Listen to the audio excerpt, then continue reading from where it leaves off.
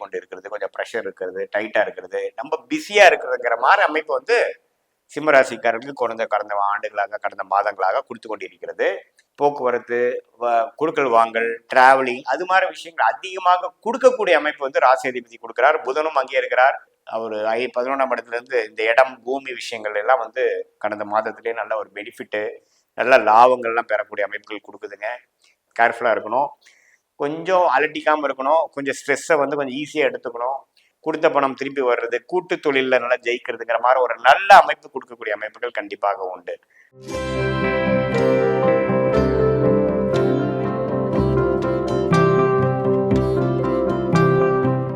வணக்கம், நான் உங்கள் அன்பான சயின்டிபிக் வேதிக் அஸ்ட்ராலஜர் பேசுகிறேன். நல்லது நினைப்போம், நல்லதே நடக்கும்.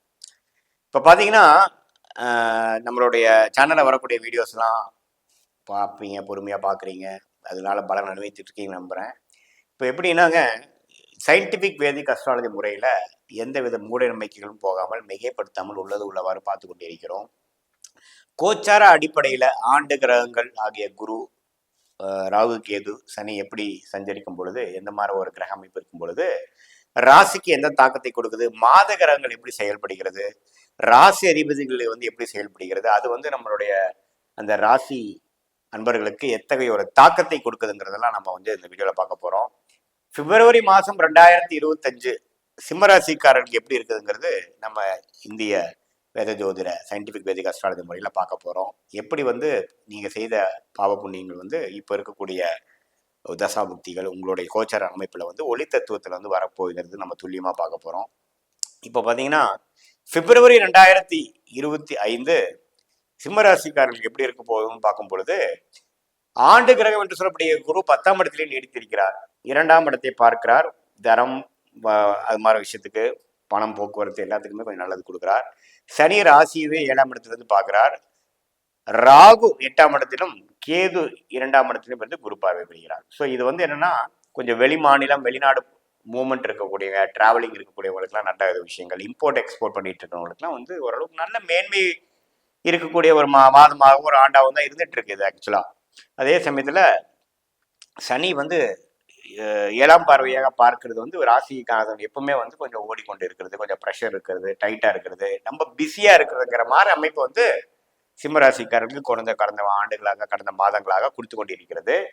மாத கிரகங்கள் எப்படி இருக்குதுன்னு பார்க்கும்பொழுது, சூரியன் ஆகிய ராசி அதிபதி மகரத்துல 6ஆம் இடத்துல 2025 பிப்ரவரி 14ஆம் தேதி வரைக்கும் பாத்தீங்கன்னா மகரத்துல இருந்து குரு பார்வை பெறுகிறார். ஸோ ஒரு நல்ல விஷயம் தான். இது எகைன் என்ன சொல்லுதுன்னா, கொஞ்சம் டிராவலிங் இருக்கு, கொஞ்சம் அன்ஸ்டேபிளா நிறைய இடங்கள் போயிட்டு வரக்கூடிய அமைப்புகள், ஒரு ஸ்டெபிளைஸா போகாம கொஞ்சம் போக்குவரத்து, குடுக்கல் வாங்கல், டிராவலிங் அது மாதிரி விஷயங்கள் அதிகமாக கொடுக்கக்கூடிய அமைப்பு வந்து ராசி அதிபதி கொடுக்கிறார். புதனும் அங்கே இருக்கிறார்.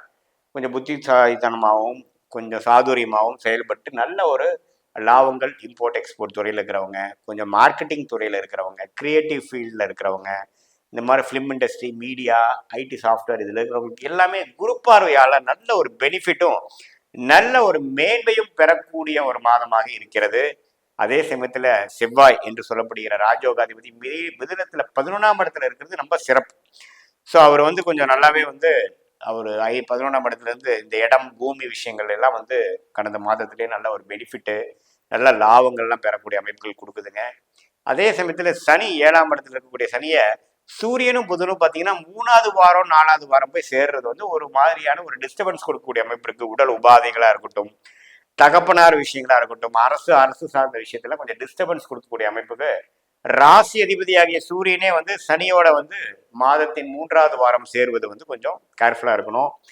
கொஞ்சம் அலட்டிக்காம இருக்கணும். கொஞ்சம் ஸ்ட்ரெஸ்ஸை வந்து கொஞ்சம் ஈஸியாக எடுத்துக்கணும்.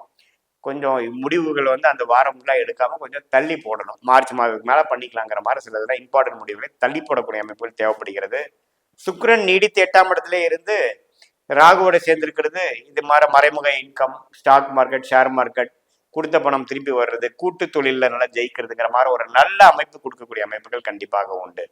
ஸோ மாதத்தின் ஒரு மிடில் பீரியட்ல தான் கொஞ்சம் கேர்ஃபுல்லாக இருக்கணும் இல்லையா. மற்றபடி வந்து ஆரம்ப 2 வாரங்கள்லாம் வந்து குரு பார்வை பெற்று நல்லாவே வந்து டைனமிக்கா மகரத்தில் இருக்கக்கூடிய ராசி அதிபதி நல்லாவே கடுமையாக உடைத்து திட்டமிட்டு செயல்படக்கூடிய அமைப்புகள் கொடுக்குதுங்க. மாணவ செல்வங்களாகிய சிம்மராசிக்காரர்களுக்கு நல்ல படிப்பு, கான்சென்ட்ரேஷன், காம்படிட்டிவ் எக்ஸாம் எழுத போகிறவங்களுக்குலாம் ஒரு நல்ல வாய்ப்பு, நல்ல ஒரு கடைசி டைமில் எழுதுறதுக்கு வந்து நல்ல ஒரு கான்ஃபிடென்ஸ் கிடைக்கக்கூடிய அமைப்பு எல்லாமே வந்து இந்த குரு பார்வை பெற்ற புதன் வந்து கொடுக்குறாரு. ஸோ நல்லாவே இருக்கக்கூடிய அமைப்பு தான் வந்து சிம்ம ராசிக்கு. குருவாக இருந்தாலும் சரி, சனி, ராகு, கேது எல்லாமே வந்து ஓரளவுக்கு நல்லாவே கிரக அமைப்பு, ஆண்டு கிரகத்தின் அமைப்பும் நல்லா இருக்குது, மாத கிரகத்தின் அமைப்புகளும் தப்பில்லை. இந்த நடுவால பார்த்தீங்கன்னா பிப்ரவரி 3வது வாரம் ராசி அதிபதி ஆகிய சூரியன் சனியோடு சேரும் பொழுது தான் கொஞ்சம் டிஸ்டர்பன்ஸ் இருக்கும். அந்த டைமில் கொஞ்சம் பார்த்துக்கணுங்கிறது, முன்பாட்டுக்கான முடிவுகளை எடுக்காமல் கொஞ்சம் மைண்டு வந்து கொஞ்சம் அபரேஷன் ஆனாலும் கொஞ்சம் கட்டுக்குள்ள இருந்து நம்ம கொஞ்சம் பொறுமையாக இருந்து தான் வர வேண்டிய அவசியம் உண்டு. ஸோ இப்படி தான் வந்து நம்ம வந்து அஸ்தம சனி வரக்கூடிய சிம்மராசிக்காரர்களுக்கு பெரிய குரோத்தை நோக்கி போகக்கூடிய அமைப்புக்கு வேணுங்கிற ஒரு முயற்சி எல்லாமே கொஞ்சம் கடுமையாக செய்யக்கூடிய அமைப்பு வந்து அந்த மாதம் கொடுக்குதுங்க.